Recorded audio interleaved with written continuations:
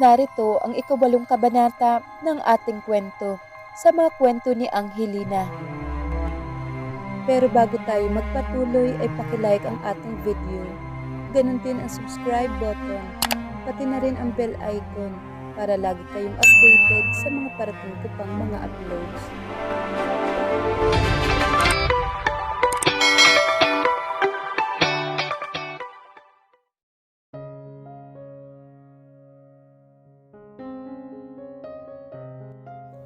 Jacob was true to his word for the first 2 days of the week.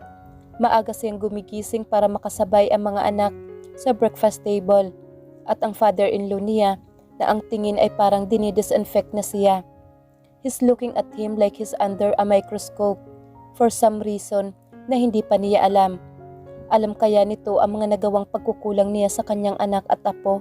Ang tanong ni Jacob sa sarili. At napalunok siya. Oh, kailangan niya yatang itabi ang kanyang Ferrari. At naging masaya rin naman si Royal dahil sa ipinapakitang effort ni Jacob na makabawi sa kanila.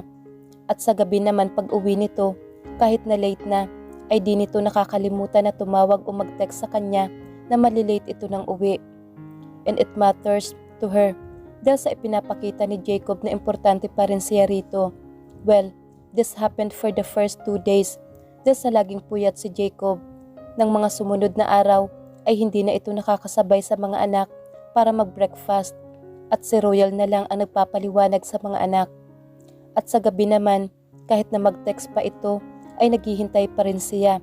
Pero minsan ay nauuna na lang siya na matulog dahil sa late na ang sinasabi nito ay inaabot na ng kinabukasan na madaling araw. "Mommy, Daddy is still sleeping?" Ang tanong ni Brooke. Kinabukasan ng umaga habang nakaupo sila sa dining table at nag-aalmusal.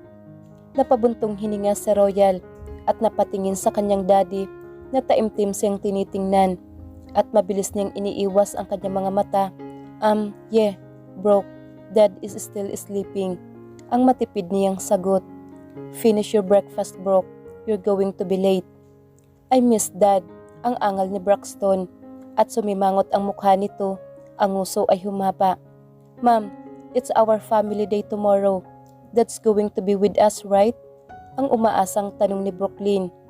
"I want Dad to be with us because we always won." "Oh, Mom and I will again be the champion of the quiz bee, aren't we, Ma'am?" Ang sabat naman ni Brooke at umaasang tumingin sa kanya. "Of course, we will.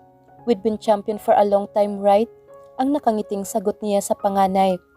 "But we want Dad. Mommy can't climb and crawl on the obstacle race." Ang angal naman ni Brooklyn. "Of course I can." Ang sagot naman niya. "You're too skinny, Mom." Ang sagot naman ni Braxton. "There's Dad all muscles." Ang dugtong pa nito. "I'll talk to Dad, okay? He'll be with us tomorrow, don't worry." Ang sagot niya sa anak. "He has to be." Dahil nangako siya na kapag kailangan ng mga anak niya ng oras nito ay ibibigay niya. Ang sabi ni Royal sa sarili. Hindi niya napansin ang mapagmasid ng mga mata ng kanyang ama na nakita ang agam-agam sa kanyang mga mata. It was already 2 in the morning at wala pa rin si Jacob.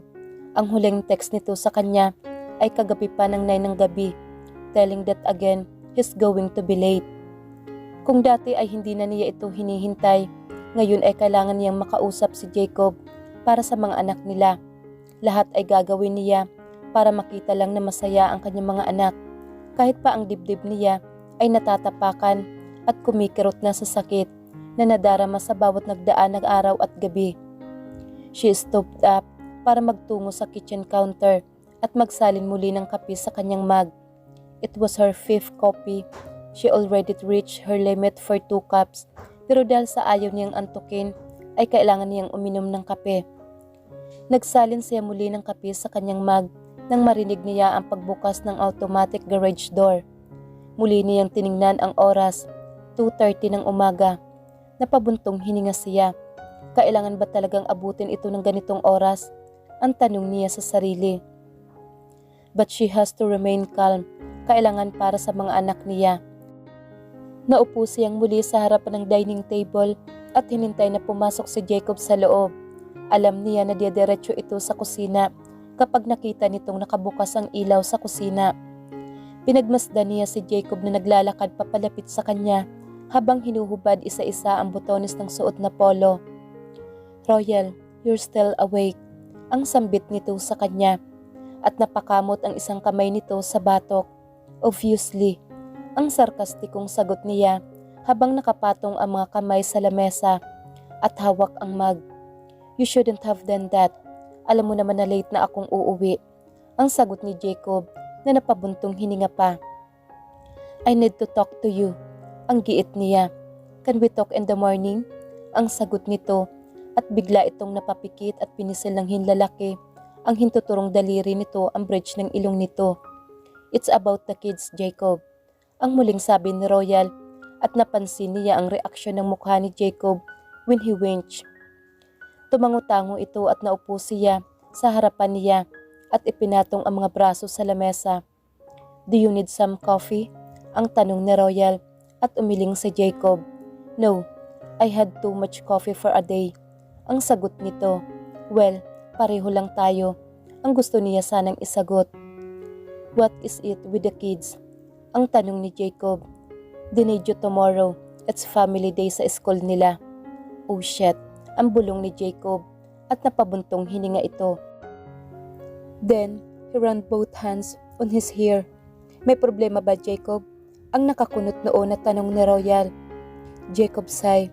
"May out-of-town travel kami bukas. Pupuntahan namin ang site, Royal." Hindi makapaniwala sa Royal sa narinig. Out of town? Parang may nagbasa sa kanyang tainga ng mga sandaling iyon. "Royal, hear me out. Ang sabi mo, you promise na kapag kailangan ng mga bata ng oras, ibibigay mo sa kanila. And they needed you this time," ang galit na sabi ni Royal. "It's just a family day. Marami pang family day na magdadaan. And I'll be there. But hindi lang sa ngayon ang pagkakataon. I just want this to start. Ano bang mas importante?" ang galit na tanong ni Royal. Her voice started to rise. "Of course, kayong pamilya ko," ang galit na sagot ni Jacob. "Din ipakita mo, iparamdam mo. I don't even care sa mga broken promises mo sa akin, sa mga kasinungalingan mo sa akin." "Kasinungalingan? But for the kids, kaya ko ito ginagawa. You made a promise to your kids," ang giit ni Royal. Umiling si Jacob na lalo niyang ikinagalit. "I can't. What do you want to prove? Hindi pa ba sapat ang yaman mo? Kilala na ang pangalan mo, Jacob, sa larangan ng pagninegosyo." Biglang tumayo si Jacob at umiling. He pinched the bridge of his nose with his thumb and index finger and sighed. "Be with your kids. Stop disproving to yourself and to others. And be what?" ang sigaw ni Jacob na nakatuon ang mga mata sa kanya, at ikinagulat niya iyon. "What do you want me to do? Stay here in the house and be domesticated and unproductive?" ang sagot nito, at nakita niya na nagulat din ito sa lumabas sa mga bibig at napabuntong hininga. "Like me," ang sabat niya. "No, Royal. I'm sorry kung unproductive ako at domesticated at hindi katulad din ni Cynthia na very knowledgeable." "Royal, it's not that, please. I'm sorry," ang sabat ni Jacob, at akmang lalapit ito sa kanya pero umatras siya sa kabilang side ng lamesa. "You're right. I'm not Cynthia, but I'm damn well better than her," ang galit na sigaw niya. "I know," umiling si Royal. "No, you didn't. You never see me as a partners. That's why you never treated me as your equal," ang galit na sagot ni Royal, at mabilis siyang naglakad patungo sa kanilang kwarto habang pinipigilan na pumatak ang mga luha sa kanyang mga mata. Ayaw niyang umiyak sa harapan ni Jacob. Ayaw niyang lalong mawala ang pride niya. "Royal," ang habol ni Jacob. Hinabol siya nito hanggang sa kwarto ng mga anak. Pero naisara na niya ang pinto. Jacob tried the locked doors. "Royal, please. It's not what I mean. Please, let's talk," ang pakiusap ni Jacob habang marahan na kinakatok ang pinto ng kwarto ng mga anak. Umiling sa Royal. Her pride and her love just broke, at hindi na niya napigilan ang mga luhang kanina pa nagbabadya sa kanyang mga mata. "Thanks, Dad," ang sabi ni Royal sa kanyang daddy habang kumakain sila sa labas ng bahay ng kanilang daddy. Kasalukuyan silang nag-iihaw ng gabing iyon habang nakalatag sa labas ang mga tent na binili ng daddy niya para sa mga bata. Kasama nila si Uno na nakikipag-usap sa mga anak niya. Mukhang manghang-mangha ang mga ito sa ikinukwento ni Uno habang nakaupo ang mga ito sa sapin na nakalatag sa labas ng tent kung saan sila kakain mamaya ng dinner. Nang paggising nila kaninang umaga at nakitang wala si Jacob at isang text lang ang ipinadala sa kanya. "Sorry babe, but please understand. We'll talk when I get back and I'll make it up to you, all of you. I promise." Ang sabi nito sa text. Kahit pa puro angal ang mga anak dahil wala ang kanilang daddy, ay napapayag pa rin niya ang mga ito nang ang sumundo sa kanila ay ang lolo nito at si Uno na gamit ang dati niyang kotse. There was something about Uno at nakuha nito agad ang loob ng kanyang mga anak, lalo na ng dalawa niyang lalaki, kaya agad itong sumakay sa kotse na dinadrive nito, habang sila naman ay sumakay sa sasakyan ng kanyang daddy. Pinagmasdan siya nito habang isinasakay niya ang mga bata at ang dala nila. Hindi pa ito nagsalita. Alam niya na naghihintay ito ng tamang pagkakataon para makausap sila. At dahil sa competitive din ang lolo ng mga anak niya, na natiling champion ang kanilang pamilya at super proud ang mga anak sa kanilang lolo at sa kanilang ina kong tito na si Uno. At ngayon nga ay napagdesisyonan nila na mag-barbecue sa labas ng bahay ng kanilang daddy. Sa madamong party sa likod ng bahay sila pumwesto para ma-feel talaga ng mga anak ang camping. "Anong nangyari, Royal?" ang tanong ng daddy niya habang nag-iihaw ito at siya naman ay naghahanda ng salad at kanin sa mga bowl. Pinigilan ni Royal ang maluha. "Dad, misunderstanding lang kami," ang mahinang sagot niya. His dad snorted at alam niya na hindi ito naniniwala, kaya wala siyang nagawa kundi ikwento ang nangyari. She saw how emotion played on his dad's face, hurt, sadness, and eager.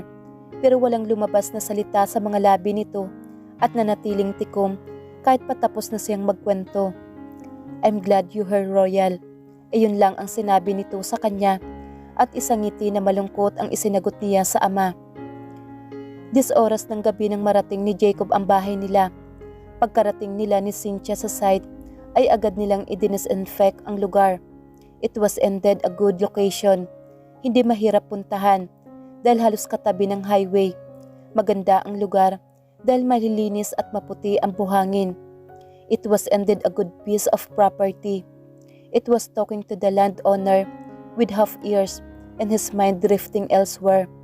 Naalala niya ang mga salitang nabitawan niya kay Royal at ang sakit na nakita niya sa mukha nito at ang salitang binitawan nito sa kanya.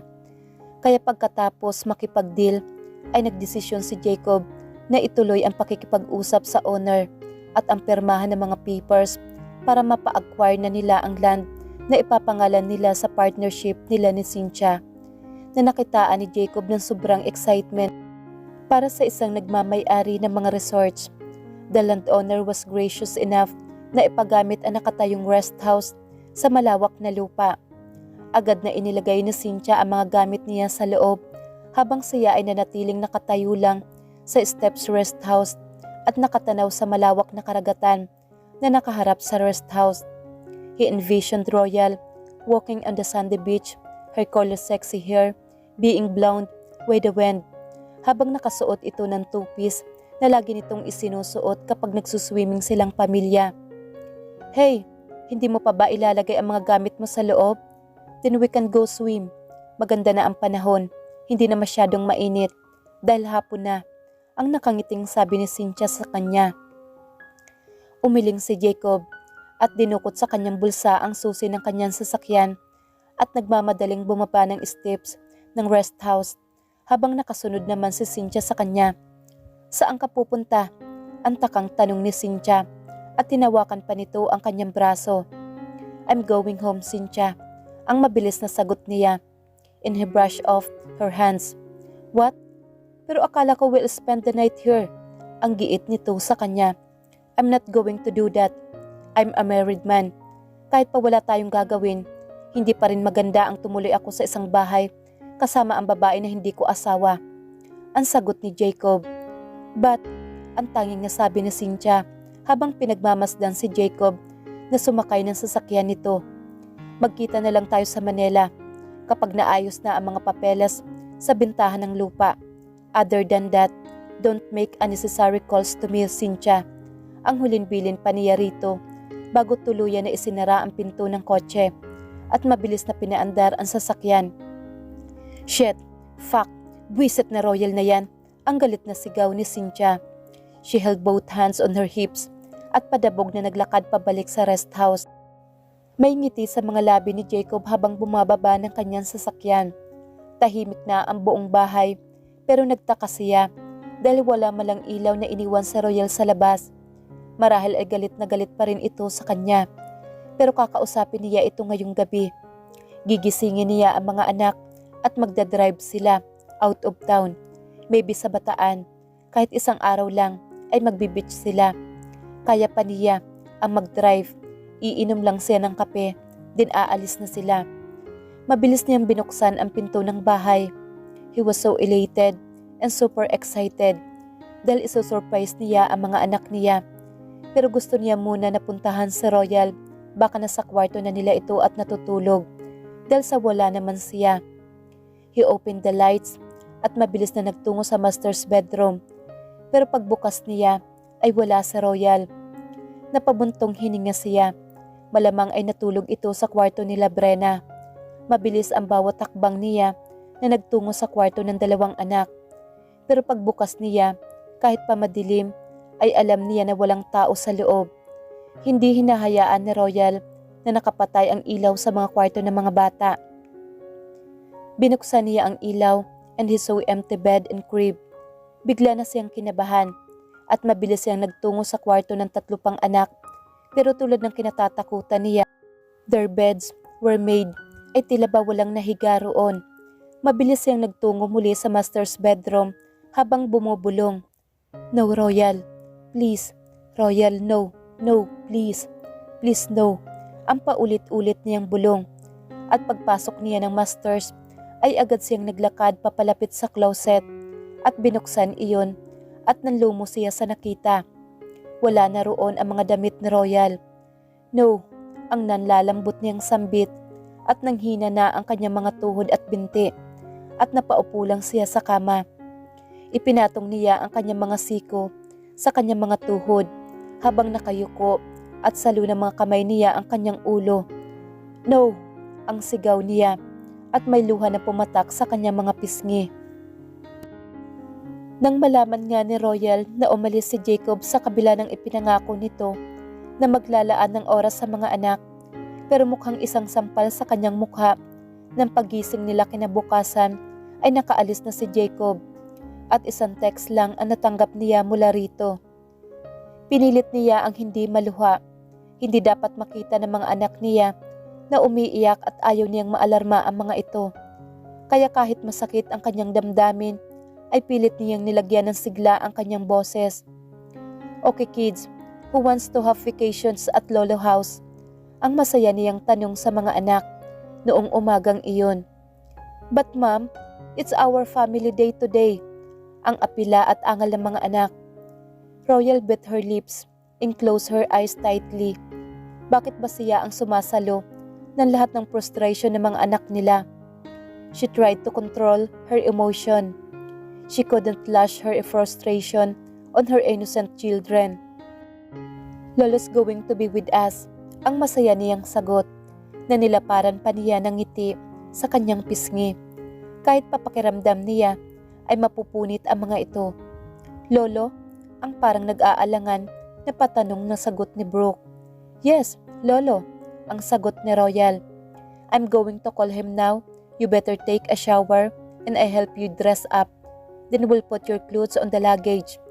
Ang mabilis niyang sabi sa mga ito habang hawak ang phone sa kanyang kamay at nakadikit sa kanyang pisngi. And 3 rings ay sinagot nito ang kanyang tawag. Royal. She sighed shockingly. Dad, please, come get us.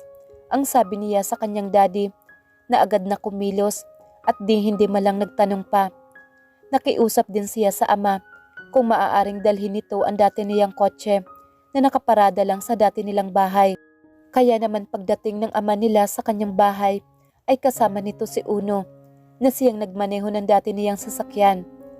Mabilis na lumabas ng sasakyan ang dalawang lalaki at kinuha ang mga luggage nila at inilagay sa trunk at sa likod ng sasakyan. Naisip ni Royal na kapag naging malala pa ang lahat ay babalikan na lang niya ang ibang gamit nila. Where his Ferrari? Ang tanong ng daddy niya. Kunot noon niya itong tinanong. Dala niya, Dad. Why? Ang sagot naman niya at umiling lang ito at nagkatinginan lang ang daddy niya at si Uno. At pagkatapos nga nila maglaro ng family day with his lolo and Uno, acting their tito, tuwang-tuwa pa rin ang kanyang mga anak na may pagka-competitive dahil nasa kanila pa rin ang champion na titulo. Pagkatapos na mag-dinner ay nagpaalam na si Uno at kahit pa puro angal ang mga anak ay nangako ito na babalik muli para makipaglaro sa mga ito.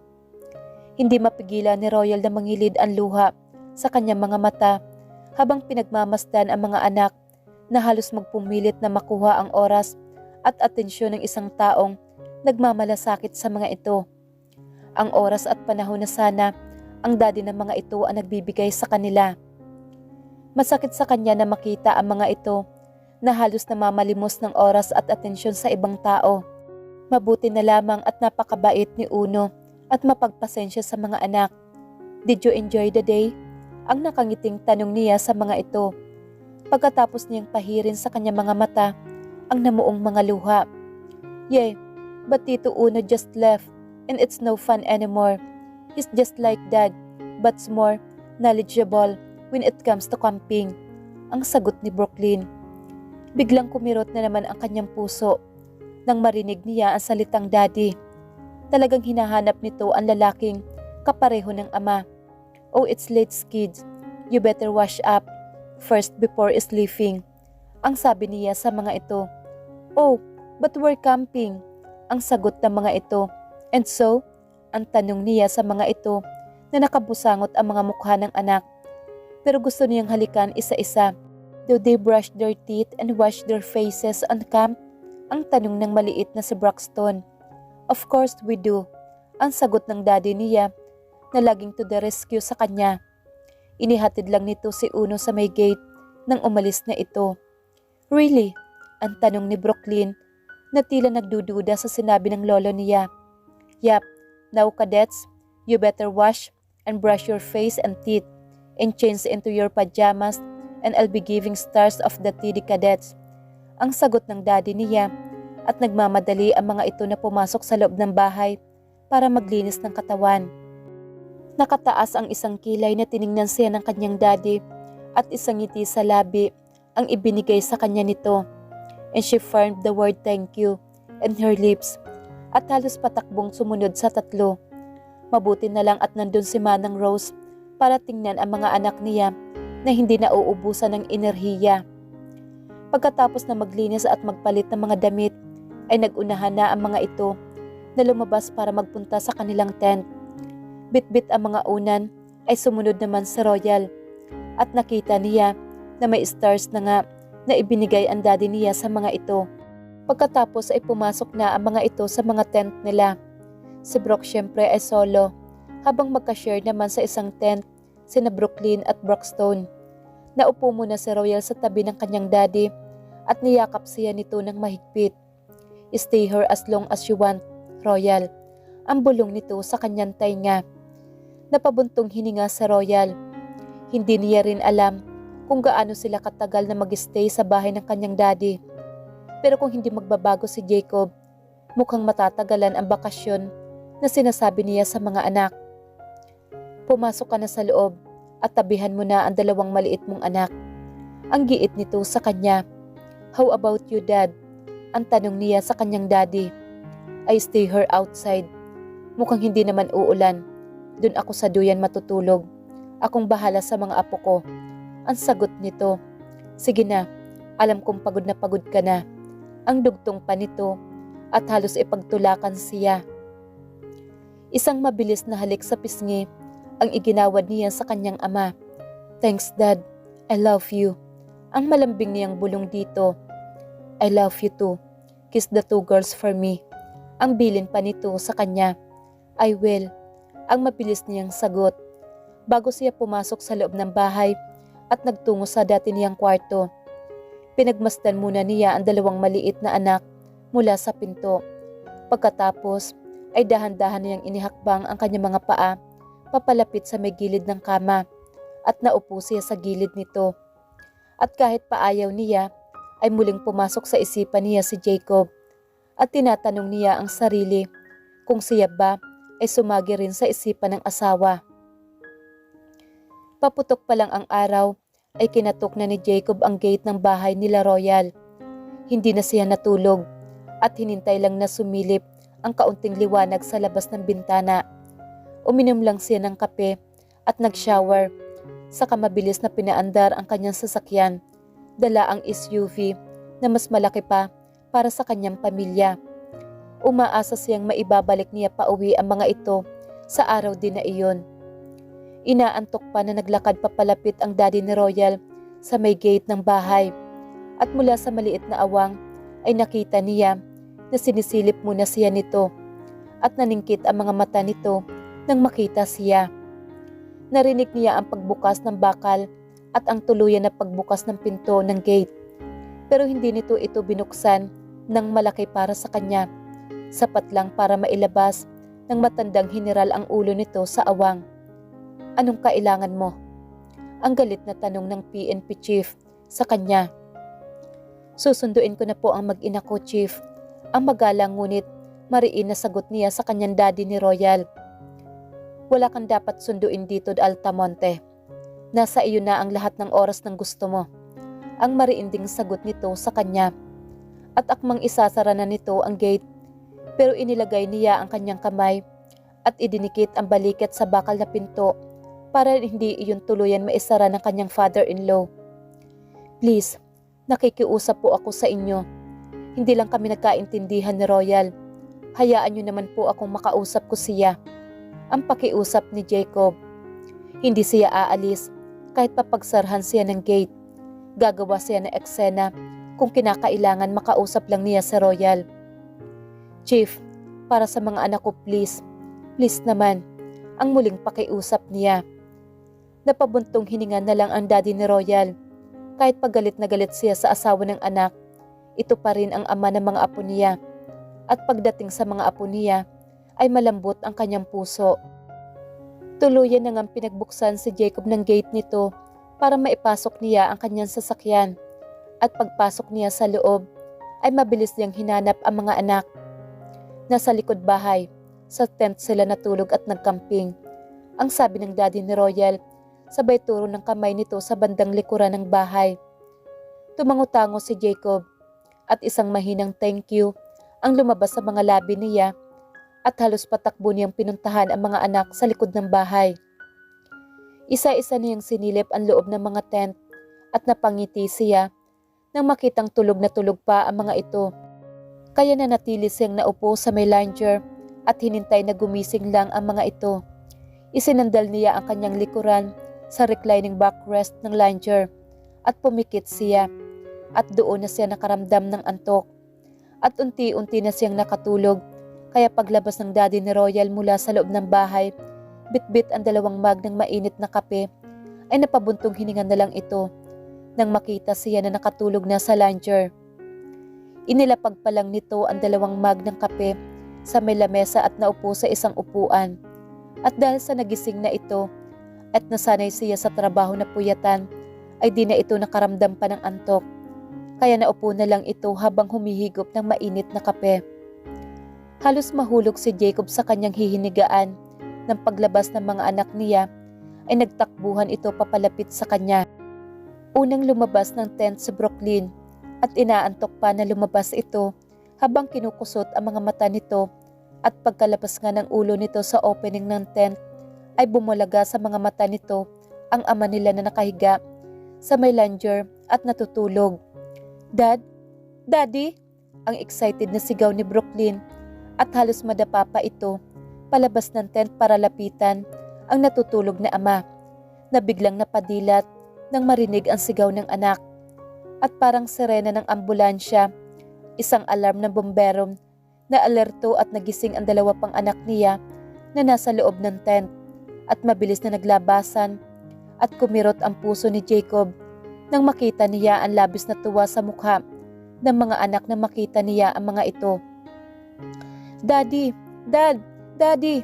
ang sabay-sabay na sigaw ng mga ito, at patakbo nga itong lumapit sa kanya, at hindi pa siya nakakabangon sa lounger ay dinagana na siya ng 3 anak na yakap-yakap niya. Kids, I miss you. Brooke, Brooklyn, Brockstone," ang sambit niya sa bawat pangalan ng anak habang isa-isa niya itong hinahalikan sa kahit saan mang parte ng mukha ng mga ito. Naupo na si Royal sa gilid ng kanyang kama, at nang makita niyang natutulog pa ang mga anak ay mabilis niyang nilagyan ng unan ang gilid ni Brenna para hindi ito mahulog. She's going to take a quick shower. Agad niyang kinuha ang damit na nasa closet. Nandun pa rin ang mga luma niyang damit. She got her purse of shorts at college t-shirt. Pagkabihis ay nakita niyang gising na si Brit at nilalaro ng mga daliri nito ang mga labi ng maliit na kapatid na mulat na rin ang mga abong mata. Mabilis na lumapit si Royal sa 2 anak. Kinuha niya ang wipes at diaper para palitan ng diaper ang 2. Pagkatapos na mag-almusal ay saka naman niya ito paliliguan. Mabuti na lang at may katulong na siya ngayon. Nandyan na ang kanyang daddy at si Manang Rose. Bigla siyang natigilan nang marinig ang mga tawanan ng anak, at hindi niya mapigilan ang mapangiti. Mukhang her dad was entertaining her kids again sa kusina. Ano na naman kaya ang ginagawa ng daddy niya at ng mga apo nito? She sighed. Ano naman kaya ang ginagawa ni Jacob at ni Cynthia ngayon? Ang tanong niya sa sarili, at nakaramdam na naman siya ng galit sa dibdib niya. She brushed off her thoughts. Ayaw na niyang sirain ang sinimulan na araw sa bagong tirahan nila ng mga anak niya. Kinarga na niya ang 2 maliit niyang anak na babae. Hinilakan niya ito sa mga pisngi. Ang mga anak niya na lang at ang daddy niya ang nagbibigay lakas sa kanya ng mga sandaling iyon. Bit-bit ang 2 anak ay lumabas na sila sa kwarto, at natigilan ang bawat hakbang niya nang makita niya si Jacob. Nakatalikod ito at nakaharap sa stove. Ang mga anak naman nila ay nakatayo sa tabi ng daddy nila at tinitingnan ang ginagawa ng ama. At nang makita siya ng mga ito, ay excited na sumigaw ang mga ito. "Mommy! Mom!" ang sabay-sabay na sigaw ng 3 anak, at biglang pumihit ang katawan ni Jacob para tumalikod sa kalan at humarap sa kanya. At nang magtama ang kanilang mga mata, mukhang binigo na naman siya ng kanyang puso dahil sa bumilis na naman ang tibok nito nang makita ang asawa.